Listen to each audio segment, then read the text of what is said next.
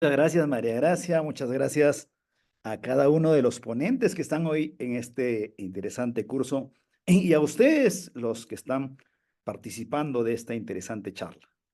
Vamos a compartir mi pantalla.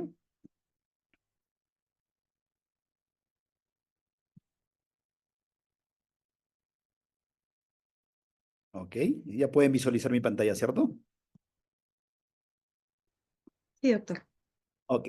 El tema que se me ha encargado es hablar sobre candidiasis vaginal y su relación con la microbiota vaginal.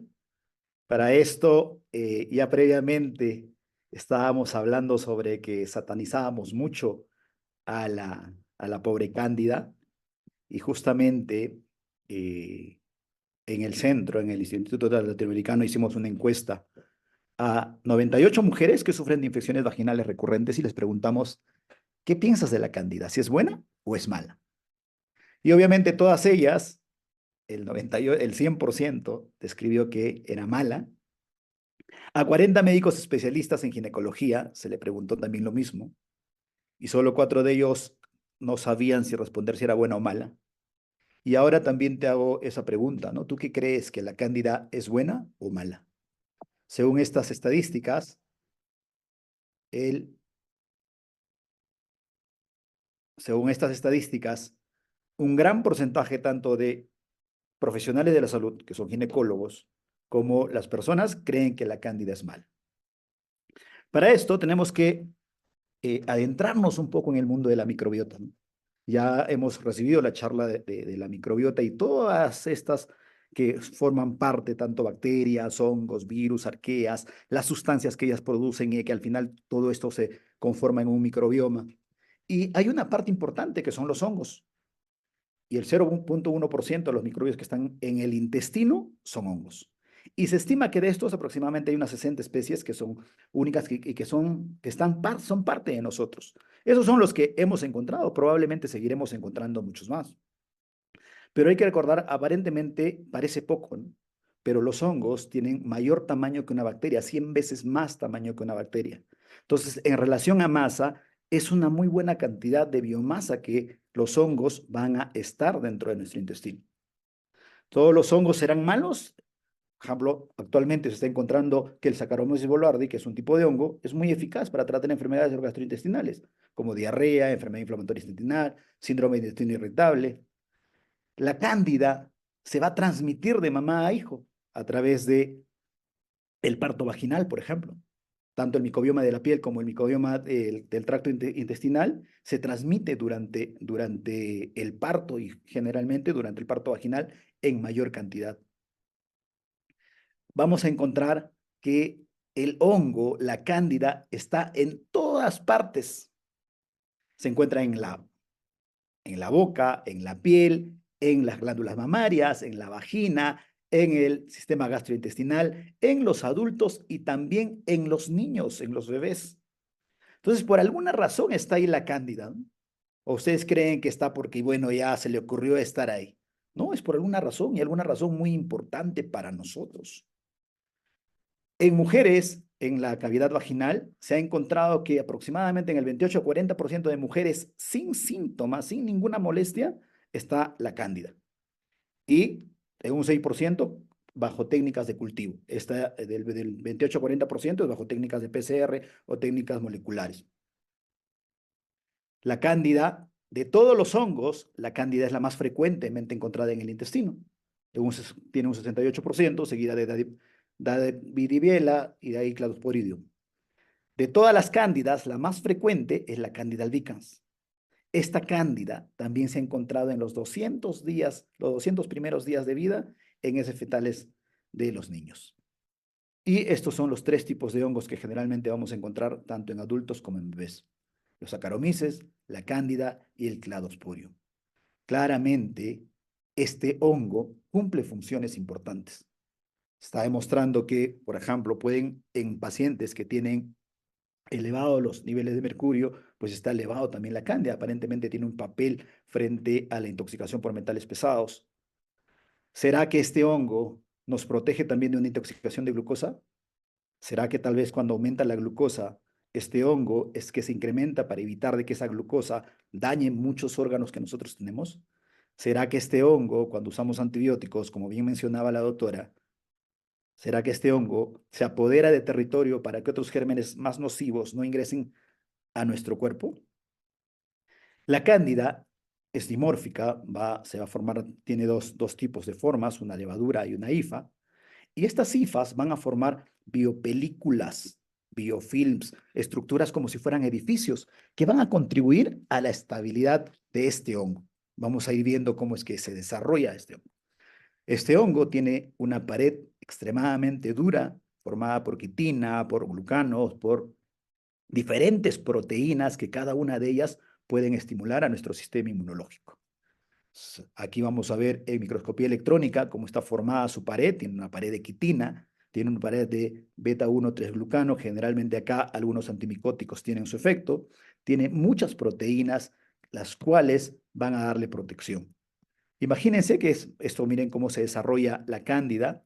Entonces, en cuestión de días, cuando tiene un pH adecuado, tiene una temperatura adecuada y tiene los nutrientes adecuados, pues este hongo rápidamente se va a desarrollar. La cándida, por ejemplo, en la vagina, se ha encontrado que el pH vaginal de 5 es el que generalmente predomina en las infecciones vaginales por cándida.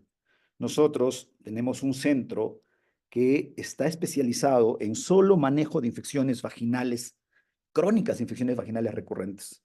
Hace 4 años nos dedicamos exclusivamente a ver pacientes con infecciones vaginales crónicas e infecciones urinarias crónicas.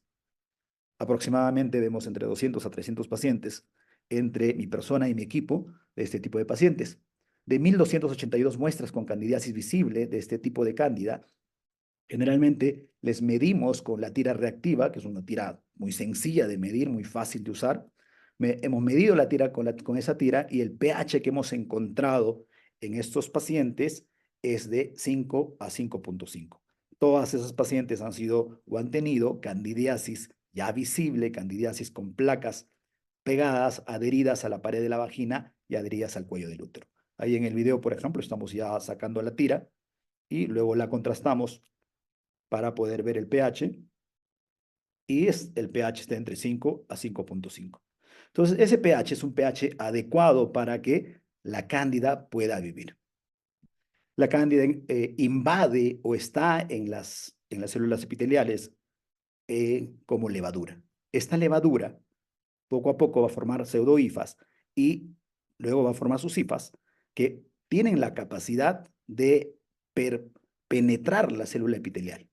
Al penetrar la célula epitelial, estimulan a todo nuestro sistema inmunológico, primero generan sustancias proinflamatorias como la interleuquina B1, la interleuquina 6, la interleuquina 23, van a estimular a nuestro sistema inmunológico. Este sistema inmunológico empieza a activar diferentes mecanismos en los cuales hay neutrófilos, eosinófilos, diferentes sustancias que van a intentar detener el proceso de la cándida y también lastimosamente estos procesos de defensa va a dañar la célula epitelial. La cándida cumple o se desarrolla, va a formar biopelículas en función a qué tipo de hongo es. Cándida albicans, glabrata, la tropicalis o la parapsilosis. Cada una de ellas se unen primero a las células epiteliales en forma de levaduras, luego forman las hifas y por último van a formar una matriz extracelular. Esa matriz extracelular está llena de proteínas y es como si realmente la cándida llega a un sitio y empieza a construir su edificio. ¿Se imaginan un edificio con múltiples pisos y que dentro de ese edificio hayan otros gérmenes como la cándida y otros más? Pues así, de esa manera, forman sus biofilms. Entonces, lo primero es que haces adherirse a la célula epitelial, hay un proceso de crecimiento, iniciación, una maduración y por último hay una dispersión. Salen células persistentes, levaduras persistentes que salen a otros sitios a infectar siempre que tenga las condiciones adecuadas. Entonces, una imagen, un video de cómo se ve un biofilm de cándida. Miren todas esas estructuras trabeculadas, llenas de matriz extracelular. Ahí no hay cándida, es puro tejido extracelular generalmente, matriz extracelular que está formando el biofilm. Para que se forme este biofilm, necesita que el pH sea adecuado, la temperatura también, y tenga los nutrientes adecuados. El principal nutriente de la cándida es la glucosa. También tenga que tener una superficie en la que se va a desarrollar. Se desarrolla, por ejemplo, en prótesis dental, en prótesis cardíaca, en prótesis de rodillas y también en mucosas. Y la biopelícula va a depender mucho de la especie de la cándida a la que se da. Esta imagen es una imagen de microscopía electrónica. Si ustedes logran ver, vemos algunas levaduras. Las hifas se ven poquísimo y todo este tejido es la matriz extracelular. Esa matriz extracelular está compuesta por proteínas y glicoproteínas en un 55%, por diferentes carbohidratos, lípidos y ácidos nucleicos. Y hay más de 500 proteínas formando la matriz. ¿Cuál es la ventaja de esta matriz extracelular o por qué tiene esta matriz extracelular? Porque va a permitir o no va a permitir que el sistema inmune lo pueda reconocer. El sistema inmune no va a tener acceso a eliminar directamente a la levadura o a la hifa. Lo mismo va a pasar con los diferentes antifúngicos que conocemos, porque la gran mayoría de antifúngicos que conocemos están, su mecanismo de acción o su diana es directamente la pared celular o la matriz o el citoplasma de la hifa o de la levadura. Sin embargo, con esta matriz extracelular, pues no van a tener acceso. Entonces, en el 2012 se describió una gran red transcripcional que controla este desarrollo de las biopelículas de Candida albicans. Esta red consta de 6 reguladores transcripcionales que le llamaron maestros, que además tiene como 44 reguladores, y que cada uno de ellos va a determinar cómo crece, si es que crece más rápido o no crece, si es que se va a eliminar o no se va a eliminar. ¿Y estas biopelículas estarán formadas solas por Cándida? Se ha encontrado que diferentes biopelículas no solo están formadas por Cándida. En prótesis dentales se ha encontrado Streptococcus mutans, Streptococcus gordoni. En biopelículas intestinales se ha encontrado que hay más los bacteroides fragiles y el Clostridium perfringens. También se ha encontrado biopelículas con el Helicobacter pylori.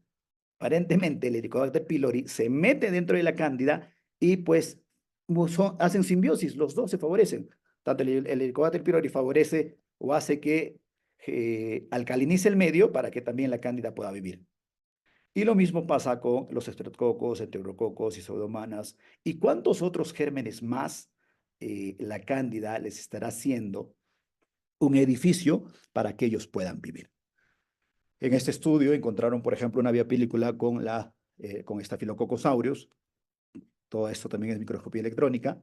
Y nosotros, en nuestro centro, a todas las pacientes que tienen infecciones crónicas, les solicitamos las pruebas moleculares para infecciones de transmisión sexual, donde usamos clamidia, micoplasma, trichomono, ureaplasma, sífilis, herpes. Y en un 23% de pacientes con candidiasis vaginal recurrente se encontró el ureaplasma urolítico. Y el ureaplasma hay que recordar que vive un pH de 5.5 a 6.5. Pues es muy probable que también los dos hagan simbiosis y los dos se beneficien, ¿no? El ureaplasma también alcaliniza el medio para que probablemente la cándida pueda vivir. Estos biofilms, pues, tienen un papel muy importante en la resistencia a los antimicóticos. La resistencia a los antimicóticos es juega un papel muy importante estos biofilms. Otros son las bombas de flujo. Son bombas en las cuales la misma cándida va a generar a través de exosomas, va a liberar o va a sacar cuando ingrese cualquier antimicótico. Y también los reguladores transcripcionales, que significa que así como las bacterias mutan, estos también los hongos también mutan, también cambian su código genético para que se hagan resistentes a diferentes antimicóticos. Para recordar nada más cómo es que actúan cada uno de los antimicóticos, las alilaminas, como la terbinafina, por ejemplo, bloquean la formación de ergosterol, los polienoles van a ligarse a las membranas celulares y las rompen, los azoles también bloquean la formación de ergosterol, las equinocandinas inhiben el 1,3 betaglucano que está en la pared celular, y así cada una de estas trata de atacar directamente al hongo. Y se ha encontrado, esto es un estudio, un metaanálisis del 2022, que hay una resistencia antifúngica relacionada a la biopelícula súper alta. El fluconazol tiene un 70%, el voriconazol 67% y el caspofungina 72,8%. ¿Por qué es esa resistencia tan alta? Pues básicamente por la biopelícula, ¿no? Difícilmente estos antimicóticos pueden llegar a su diana. Y luego estos hongos pues también van cambiando su código genético para hacerse resistente a estos antimicóticos. Y ahí entra a tallar nuestro microbioma vaginal, ¿no? ¿Por qué es importante nuestro microbioma vaginal? Ya se ha estado explicando los diferentes tipos de lactobacillus que viven en nuestra microbiota vaginal. Yo he puesto estas cuatro. De las cuatro, la más importante acá, el Crispatus gasserigens y el Aedes, es el Crispatus. El INERS es un lactobacillus, yo le llamo lactobacillus corrupto, es como el policía corrupto. Imagínense que todos los lactobacillus son como nuestros policías. Generalmente ellos nos defienden, ¿ya? Ellos mantienen el equilibrio y no permiten que la cándida o cualquier otro germen pueda ingresar a la vagina. El INERS es como el policía corrupto que fácilmente permite pasar a diferentes gérmenes. Estos lactobacillus pues producen ácido láctico, peróxido de hidrógeno y diferentes citotoxinas y hacen y mantienen que el pH de la vagina esté entre 3 a 4,5. El ácido láctico ya se ha demostrado que suprime el crecimiento de la cándida, de otros gérmenes como la Neisseria y también de bacterias como la Gardnerella, que están asociadas a la vaginosis bacteriana. También el ácido láctico va a inhibir directamente algunos mediadores proinflamatorios como la interleuquina 6, la 8. Entonces, nuestro microbioma vaginal es súper importante porque esta nos protege, evita de que diferentes gérmenes puedan llegar a la vagina. Se ha encontrado que lactobacillus, por ejemplo, brevis, lactobacillus salivarus, van a reducir hasta un 50% de adherencia tanto de la Gardnerella como de la cándida a las células epiteliales. Lo mismo pasa con el lactobacillus crispatus y el lactobacillus fermentum, que también evitan de que la cándida se autoagregue, se junte y vaya a formar biopelículas. El lactobacillus acidófilos, que es un lactobacillus que se encuentra en casi todo nuestro organismo, también cumple funciones muy importantes y sobre todo se está usando en tratamiento de infecciones urogenitales. Nosotros también vemos pacientes con infecciones urinarias, por ejemplo, infecciones urinarias crónicas o infecciones urinarias con B positivo. Este es un artículo que publicamos en el cual hicimos el manejo de la microbiota vaginal con lactobacillus casei ramonosus y de esa manera evitamos de que siga teniendo una paciente infecciones por Escherichia coli con B positivo. Entonces, generalmente estos lactobacillus lo que hacen es interferir con la capacidad de la cándida en generar biopelículas, en formar nuevamente estas estructuras, estos edificios.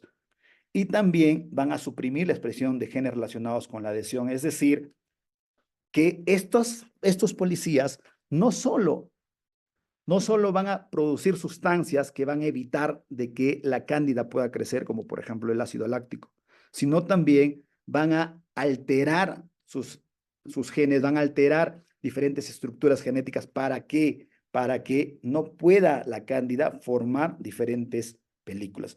Si se dan cuenta, nosotros tenemos unos policías contra este hongo, unos controladores contra este hongo.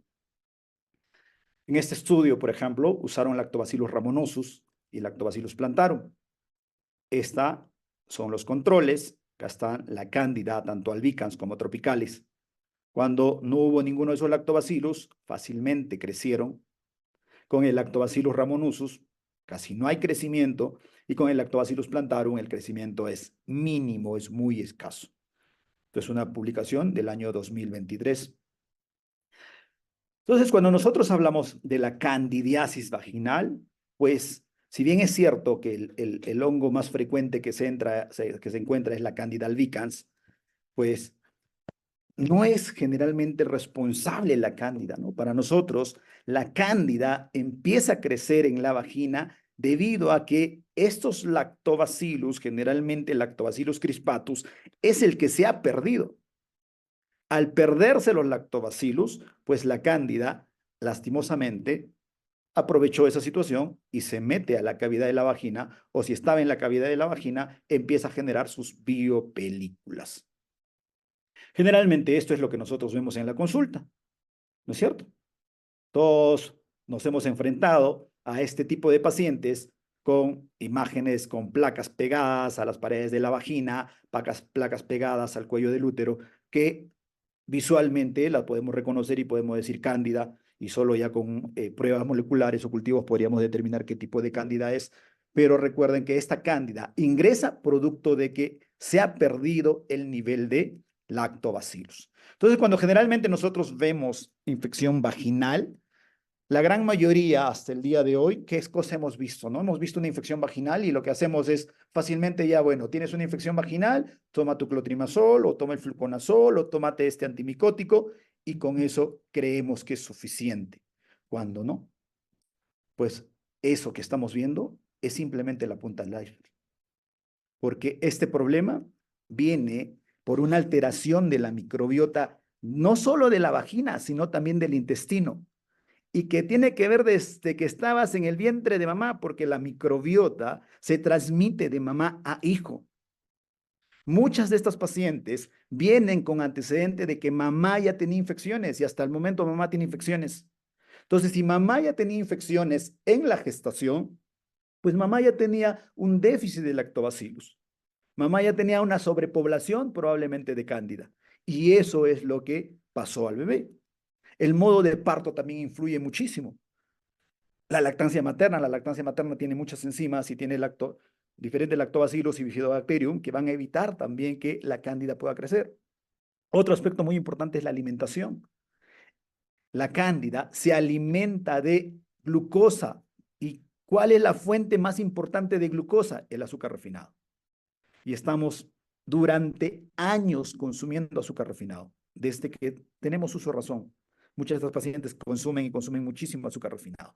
Otro factor importante es el estrés crónico, que muchos de nosotros no le damos importancia, porque llega la paciente a la consulta y esta paciente, a los que trabajan en el sector público, que yo también en algún momento lo he hecho, solo tenemos, por ejemplo, 12 minutos para atender a una paciente, ¿no?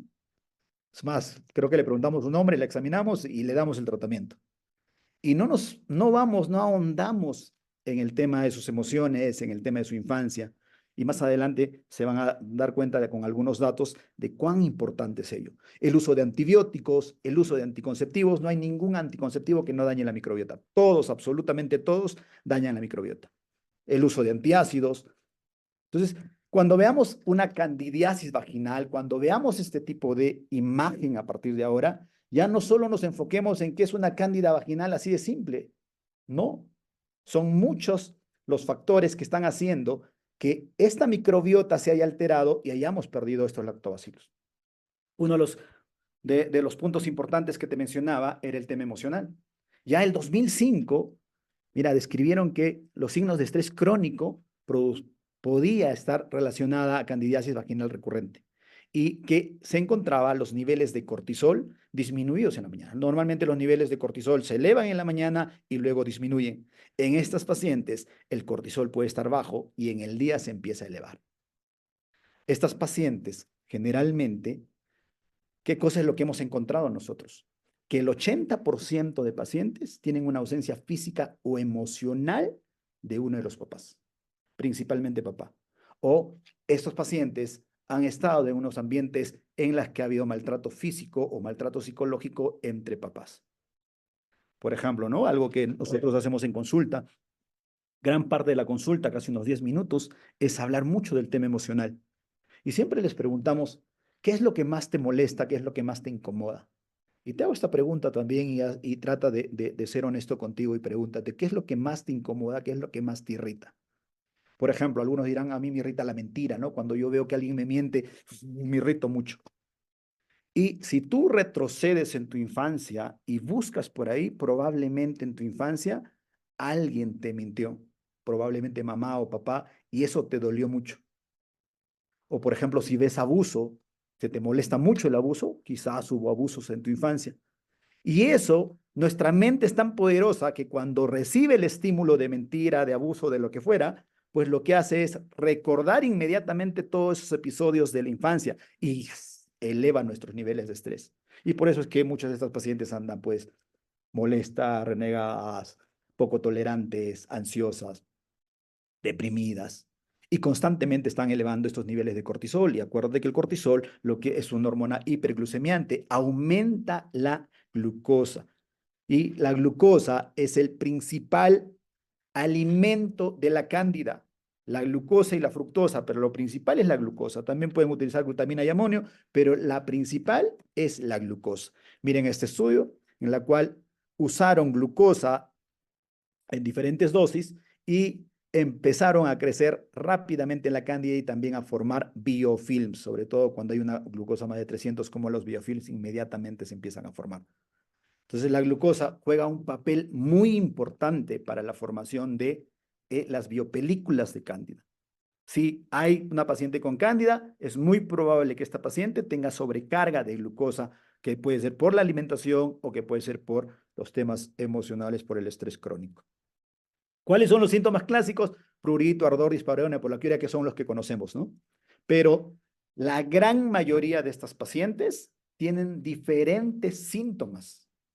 En nuestro centro, ¿qué cosa es lo que hemos encontrado, por ejemplo? Que hay dolor con la regla en el 80% de estas pacientes y muchas de ellas tienen endometriosis.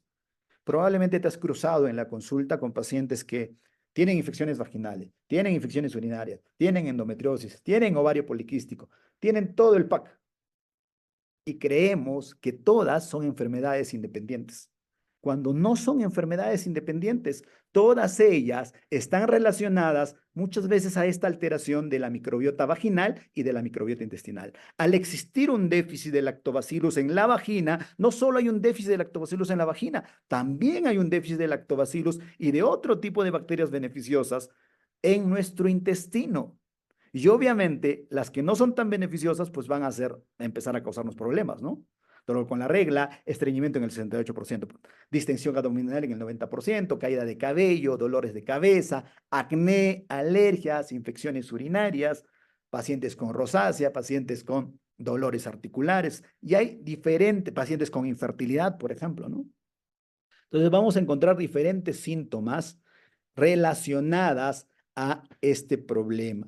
Por ejemplo, en pacientes, estos en el 2022 encontraron, hicieron un estudio en pacientes con migraña y pacientes que no tenían migraña. ¿Y qué encontraron? Que en las pacientes que tenían migraña había un aumento de cándida.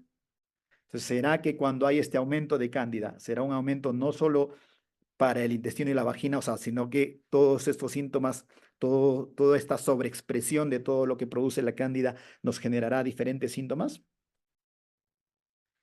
En el intestino irritable, por ejemplo, ¿no? Se ha encontrado que además de que hay algunas bacterias de más y disminuidas otras bacterias como la Roseburia o el Faecalibacterium, pues también hay un aumento de cándida.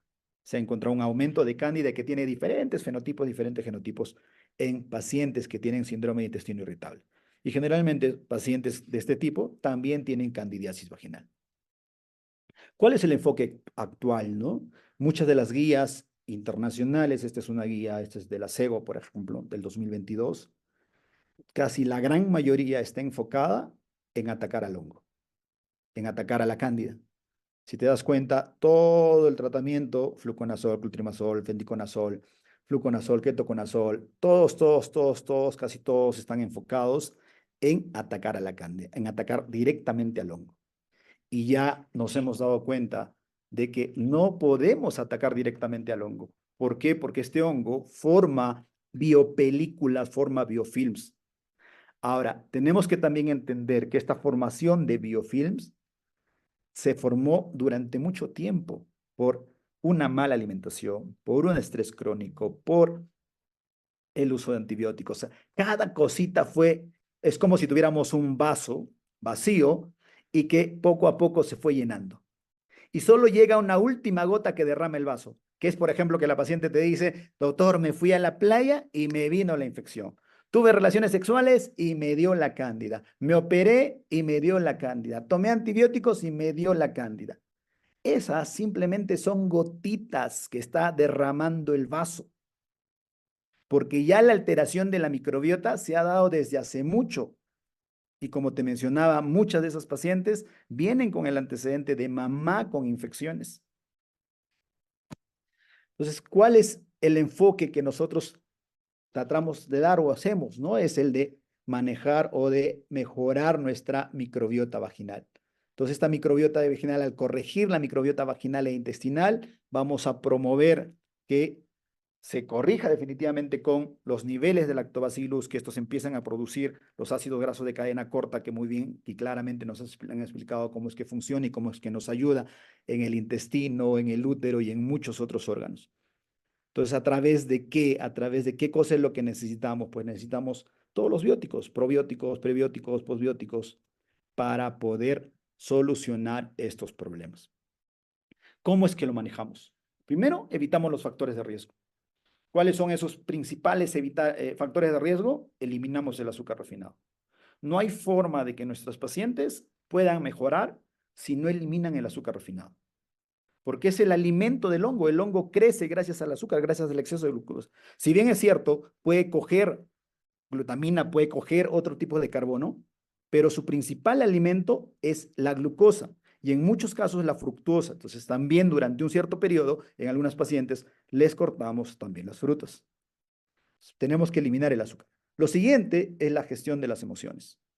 Sí o sí tienen que hacer gestión de las emociones con terapia psicológica, talleres emocionales, religión, yoga, lo que la paciente lo elija. Pero es importante que trabaje su gestión de las emociones, porque si no, constantemente está liberando cortisol y cortisol y cortisol, y puedes tener a la paciente que hace dieta, que ya eliminó el azúcar, que ya bajó de peso, que no consume nada de glucosa y que sigue con la infección. ¿Producto de qué? De que probablemente todavía no manejamos el tema de la gestión de las emociones. Lo siguiente es generar condiciones para destruir a la cándida y sus biofilm. Y para ello, primero, generamos condiciones en la vagina para que los lactobacilos puedan vivir. Los lactobacilos de pronto, si por ejemplo, ¿no? de frente a a ese pH alterado de la cándida, que es de 5 a 5.5, ponemos los lactobacillus, es muy poco probable que el lactobacillus pueda tener efecto. Tenemos que generar primero condiciones para que el lactobacillus pueda vivir. Acuérdate que el lactobacillus vive en un pH de 3 a 4.5. Así que tratamos de acidificar la vagina. ¿Y cómo acidificamos la vagina? Con reguladores del pH como ácido bórico, ácido láctico o la combinación de estas. Por ejemplo, el ácido bórico se describió en 1981 ya, en este estudio más que abarcó casi 2.000 pacientes, compararon ácido bórico con nistatina y encontraron una buena tasa de curación. La limitación de este estudio es que no hubo un seguimiento y que probablemente en ese tiempo todavía no había esta información de los lactobacillus, pues probablemente regresaron las infecciones y por eso es que como que se dejó de usar, ¿no? Porque al final seguía continuando la infección, pero nosotros generalmente usamos el ácido bórico o el ácido láctico, la combinación de estos, para generar condiciones para luego poner los lactobacilos. Igual este estudio ya más reciente, el 2000, este estudio mucho más reciente, como te mencioné, el 2019, comparan ácido bórico y a lactobacillus gazzei ramonosus con clotrimazol, que encuentran casi la mejoría algo similar, pero que hay algo muy interesante que tuvieron, que casi todos respondieron a ese tratamiento, al menos en esa primera semana y en ese primer mes, a diferencia del clotrimazol.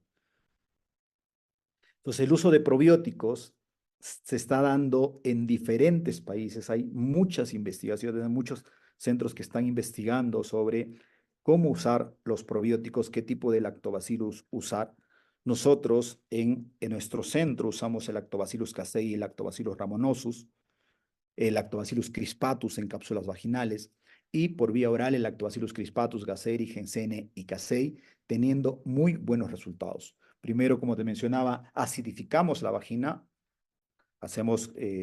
ponemos ácido bórico y ácido láctico para restablecer el pH de la vagina y posterior a ello, pues empezamos a sembrar los lactobacilos. También es importante que se haga un dosaje hormonal. Muchas de estas pacientes tienen problemas de tiroides, problemas de prolactina. Y una de las cosas que hemos visto que es muy frecuente en el 52% de nuestros pacientes es que hay un déficit de vitamina D. Y se ha demostrado ya que la vitamina D también tiene una capacidad antifúngica, tiene una capacidad inhibe la formación de biofilm de cándida. Entonces, también hay que suplementar con la vitamina D. Tenemos, actualmente hay otros productos y hay estudios respecto a productos naturales que ayudan a romper estos biofilms, como cuáles, por ejemplo, ¿no? La cúrcuma, el aceite de orégano, el aceite de coco, la canela, el clavo de olor.